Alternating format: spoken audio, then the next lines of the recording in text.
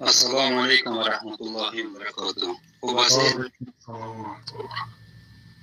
همه یک سوال داریم از جهت نادانی شاید باشد. این ماه شریفی رمضان هر سال 10 روز برای چی پیش می آید؟ برای آنکه سال شماری هجری قمری طبق ماه هست برادر عزیز. همین ماه وقتی که به آسمان نگاه کنید ماهتاب میبینید کو ببینید از ما میگوییم که ماه فیورال میگوییم. ماه فیورال کدام ماه فیورال؟ وقتی که ما ماه رجب میگوییم آغاز ماه شعبان است. رجب تمام شد شعبان شروع شد. همین ماهی که در آسمان میبینید ماه شعبان است. همین ماه که تمام شد ماه رمضان شروع میشه. از این ماه نگاه کنید ماه شعبان از چند روزه است.